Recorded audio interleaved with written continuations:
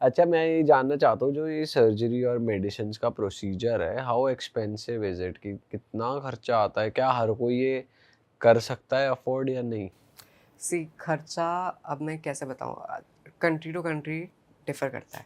कुछ कंट्री में insurance cover करती है, इस कंट्री में इंश्योरेंस कवर नहीं करती है। इस कंट्री में स्पेसिफ़िकली कुछ जगह से कुछ साइकियाट्रिस्ट कुछ चार्ज करते हैं, कुछ साइकियाट्रिस्ट कुछ चार्ज करते हैं। गवर्नमेंट हॉस्पिटल में आज भी अगर मैं ये सर्जरी करवाना चाहूँ, तो मैं फ्री में करवा सकती हूँ। बट वही है, गवर्नमेंट हॉस्पिटल की इतनी लंबी वेटिंग लिस्ट होगी और मतलब थोड़ा-सा कॉम्प्रोमाइज़ आपको लगेगा ही, क्योंकि गवर्नमेंट हॉस्पिटल्स एक्सचेंज ऑपरेशंस करता है? हाँ, अच्छा, बट उसके लिए मतलब आपको वही अपना डायग्नोसिस का प्रूफ जनरेट करना है और अपना मतलब वेटिंग और वो सब आपको करना पड़ेगा। डायग्नोसिस का प्रूफ क्या होता है?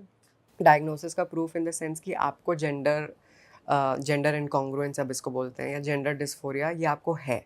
एक साइकियाट्रिस्ट ने आपको क्लियर कर दिया कि वही जो मैंने बताया था कि मान लो कोई और इशू है और उस चक्कर में अब बंदा सर्जरी करवा ले, फिर पता चले कि नहीं नहीं प्रॉब्लम तो कोई और थी, तो सारी लाइफ रिग्रेट ना हो। इसलिए आपको एक डायग्नोसिस चाहिए कि चलो बी श्योर कि आप ये आपके लिए है या नहीं। प्राइवेटली आप देखोगे तो मैं एस्टिमेट बताती हूँ, आप सर्जरी का लगा के चलो 2.5 लाख से 7 लाख। इतनी बड़ी जंप क्यों? क्योंकि बहुत सारी टेक्नीक्स हैं। कुछ लोग हैं जो मतलब जिनको इंटरकोर्स नहीं चाहिए लाइफ में, एज हो गई है और या फिर उनको नहीं चाहिए, तो वो सिर्फ़ हटवा के और आउटर स्ट्रक्चर बनवा लेते हैं, उनको डेप्थ या पेनिट्रेशन नहीं चाहिए उनको। फिर एक टेक्नीक होती है जिसमें वो सिर्फ़ आपकी जो स्किन वहाँ पे है, उसी से सारे स्ट्रक्चर्स बनाते हैं। एक टेक्नीक होती है जो मैंने बताया जिसमें वो इंटेस्टाइन की लाइनिंग लेके उसको लगा रहे हैं, क्योंकि वो मतलब इट्स वेरी सिमिलर जो नेचुरल वजाइना की लाइनिंग होगी। तो ऐसी टेक्नीक टू टेक्नीक प्राइस भी डिफ़र करेगा, क्योंकि हर टेक्नीक मतलब उसकी कॉम्प्लेक्सिटी अलग होती है, उसमें यूज़ होने वाली दवाइयाँ अलग होती हैं। तो सर्जरी का आप 2.5 से 7 लाख लगा लो। हॉर्मोन्स आप अम, 1.5 से 2,000 हर महीने आप लेके चलो।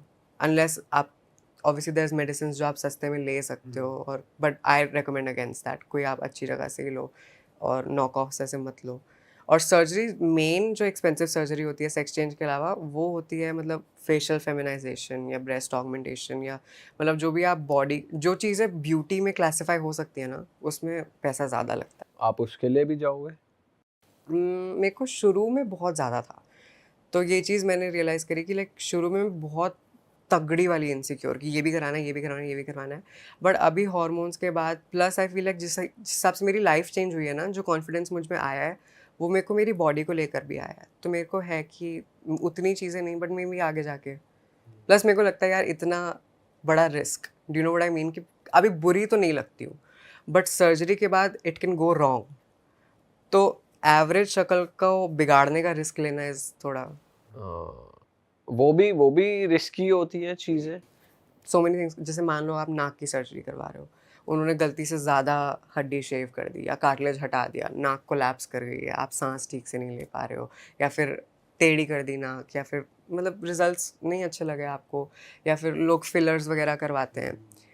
कुछ लोग होते हैं जिनकी बॉडी एलर्जिक होती है फिलर्स को, तो उसका पूरा एलर्जिक रिएक्शन, बहुत सारी चीज़ें होती हैं। तो ये ज़्यादा कॉस्टली होता है या ये नॉर्मली ये होता ज़्यादा कॉस्टली होता है है? ये यूजुअली। भी। हुँ। तो आप इंडिया में ही कराओगे, इंडिया के बाहर प्रेफ़र मेरे सर्जन करोगे? इंडिया में ही हैं, डॉक्टर नरेंद्र कौशिक, ऑलमेक करके एक क्लिनिक है, वो पूरा हॉस्पिटल ही एक्चुअली स्पेशलाइज्ड है फॉर ट्रांसजेंडर हेल्थ केयर।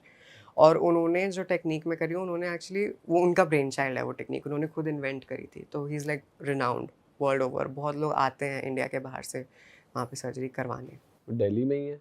हाँ। वाह यार!